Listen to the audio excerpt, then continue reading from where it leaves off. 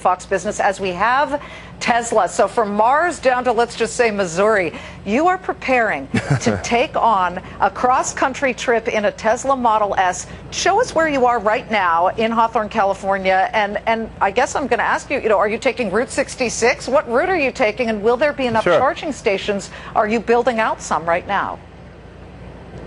We are. We're building out a nationwide network of superchargers to enable fast, convenient charging anywhere in the country. So by the end of this year, we expect to have the north-south routes covered on the coasts, and also the cross-country route from LA to New York. And by the end of next year, you'll be able to go virtually anywhere in the country just using the Tesla Supercharger network, which is free to Model S customers.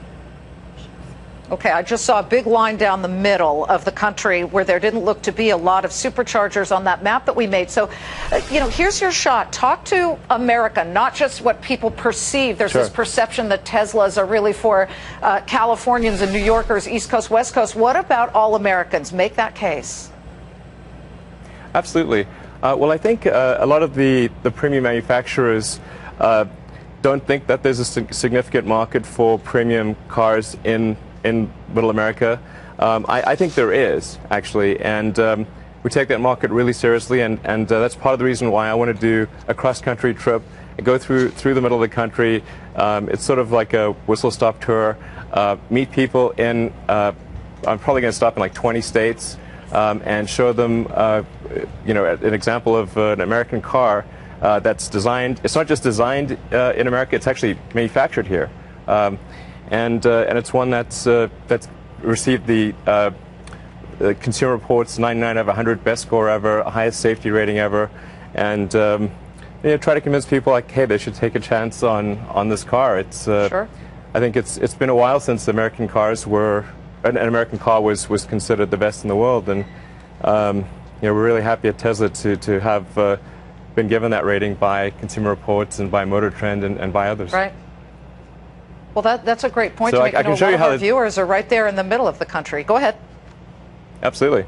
Should I show you how easy it is to use the supercharger? It's really like plugging in a hair dryer or plugging in a toaster. It's super easy. Go for it. Okay. And as you do that, you're plugging it in. I really want to ask you about the fact that that's all you do. You just plug it in and it starts to charge, right? Yeah. Yeah. That's it. It was 1 year ago, Elon, that you and I walked around that plant in Fremont, California, made in the USA, and we talked. I found this so funny, and a lot of our viewers, it resonated with them, because at the time, some 48% of your float was shorted. The shorts were circling around you. At the same time, our own Charles Payne, one of our real stock pickers here at Fox Business, was defending the stock. It was at $28 around some period of that time. And sure enough, those shorts got hurt. Now just 32% of the float shorted, but it's certainly come down. Will you prove the shorts wrong in the end? Because there's some who still say that even your chief financial officer was saying it's a little complicated to look at how the finances are figured out here. I think that I think we've got a really good story in the long term for Tesla. Obviously, I think our valuation right now is assuming a lot of good execution on our part in the future. We're going to do our best to work hard and make sure that investors are not disappointed. And I think we've got some very exciting products coming out.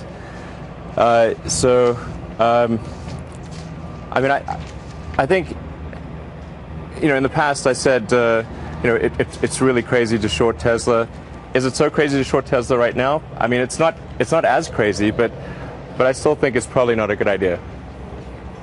Probably not a good idea. Well, listen, it's because also we're looking not only at the Model S, and by the way, I have to ask you, will you exceed your sales targets by year end of the Model S?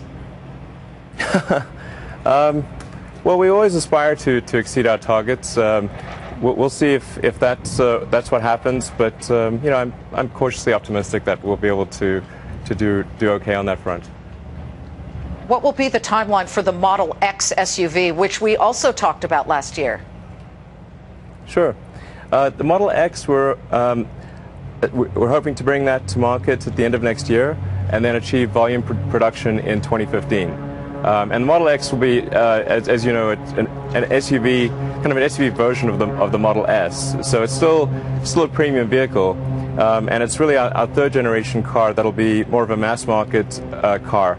That's the point at which I think we'll be able to produce a long range car that is compelling and affordable, and that's really the main breakthrough that we've been trying to achieve from the beginning of Tesla.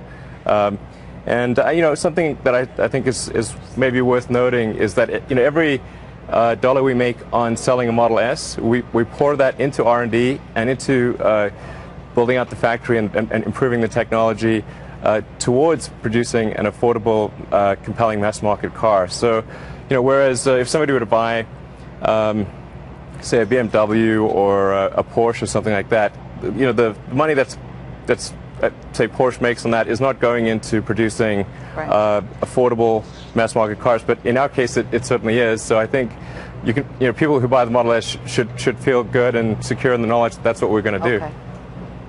I know you're a busy guy. You've got to get back to your rocket launch preparations, but you've got the rocket, you've got Tesla, you've got the Hyperloop. Let's not forget that as we finish up. What do you say to investors and shareholders who are a little worried that you're stretched too thin? Well, actually, that's why I explicitly said when I unveiled the Hyperloop design that I'm going to remain focused on Tesla and SpaceX. It's not because I don't think the Hyperloop is good, but I do have an obligation to do my best for Tesla and SpaceX. And if I take on yet another thing, it will be difficult to do so. So I'm hopeful that others will take up the Hyperloop project or something like it. Because I think it would be great to have something revolutionary on the mass transportation front. Elon Musk, live from SpaceX headquarters in Hawthorne, California. Listen, good luck with the trip. Good luck with the rocket launch. Good luck with Solar City. Good luck with Hyperloop. There's so much. Good luck. And thank you once again for being one of our originals at 3 Days in the Valley, Elon Musk. Thank you so much. David, over to you. What a